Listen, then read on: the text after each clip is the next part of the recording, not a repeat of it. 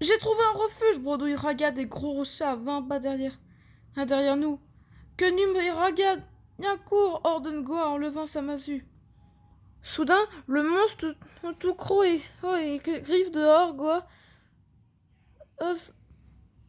saute de côté, la lourde massure s'abat sur le crâne énorme. Le tigre chancelle tandis que Raga et Num détalent comme des lièvres. Ils se faufilent sous les blocs de pierre entassés. Il défile le faux pour détourner son attention de Goa en hurlant. Le tigre a dents de sabre et laid et stupide. Il espèce comme un bœuf musclé.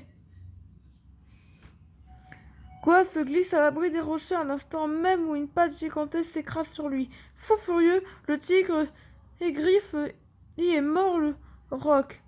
Comme il tente de passer son museau entre deux pierres, Num le frappe de son épieu. Le félin recule de quelques pas en grondant, lèche sa babine et ensanglanté. Num triomphe. Que le tigre à dents de sabre renonce. Les filles de la tribu sont trop forts.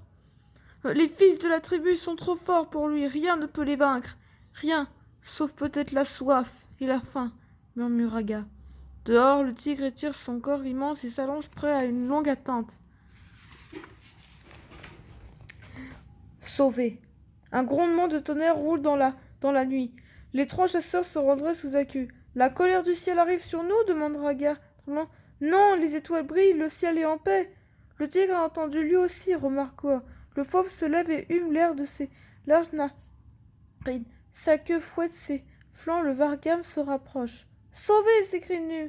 Des taureaux. Dans un nuage de poussière, les premiers taureaux sauvages apparaissent, lançant un grand galop. Les cornes étincellent, les muets les milliers de sabots frappent la terre dure. Le tigre à dents de sable a trouvé une nouvelle proie. Il se lance à la poursuite du troupeau aux premières lueurs de l'aube. Les hommes se faufilent hors de leur refuge et s'éloignent à toutes jambes au son tombant. Ils osent enfin ralentir le pas. Ils escaladent une colline escarpée et s'arrêtent près du sommet pour un maigre dîner.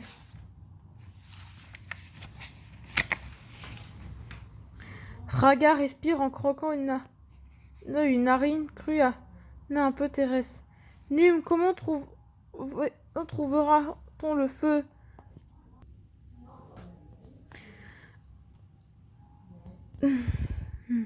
Quelquefois, le feu tombe du ciel pour dévorer un arbre. Alors Num s'approche et captura le feu. D'autres chasseurs possèdent le feu. Goaka cassera leur tête et volera le feu. Raga a 6 fas de viande cuite avec du bon jus qui coule dans la bouche. Raga est capable de manger un mammouth. Goa se souvient du feu. Goa peut même sentir la fumée. À cet instant, Num sursaute et tend sa figure face au vent. Num piqué par un scorpion? Sans répondre, Num rampe jusqu'au sommet de la colline. Il se relève lentement pour apercevoir en contrebas un mince filet de fumée grise surplane. Le vallon des braises rougeait dans l'ombre de lourdes silhouettes entourant un foyer. « Le feu !» s'exclame Raga. « La chasse est finie. La tribu des maîtres du feu !» gronda Goa. « À nous de jouer !»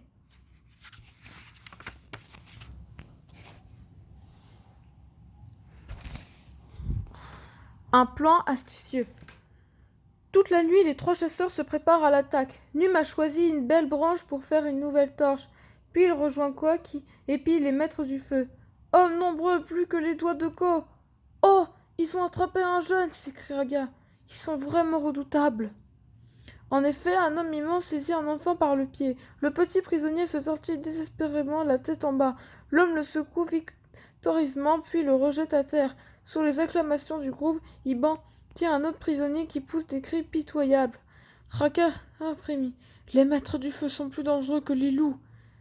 Mais beaucoup moins malins, répond Num. Goa et Raga vont contourner leur camp.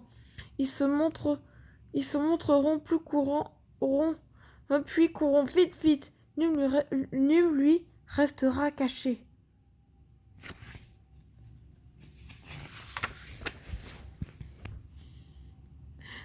Quand les ennemis poursuivront Goa et Ga, Num volera le feu. Roar à l'attaque, mugit Goa en agitant tant sa mesure. Et que l'esprit du feu nous protège, murmura Ga. L'aurore pointe et autour du brasier, les maîtres du feu dorment profondément. Même leurs sentinelles s'accroupissent. Ils sourds et silencieux, comme des chats sauvages.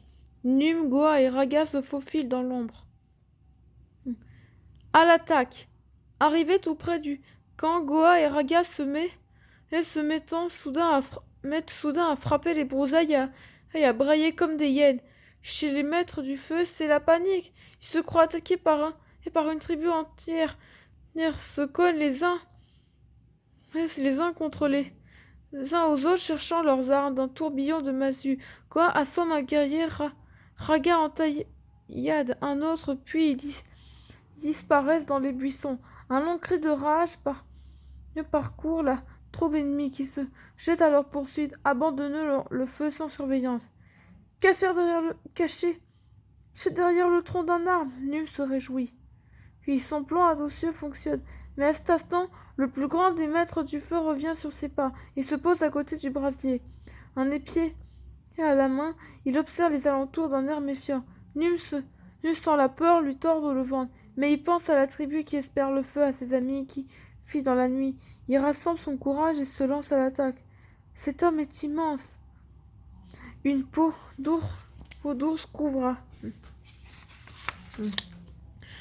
à peine sa poitrine.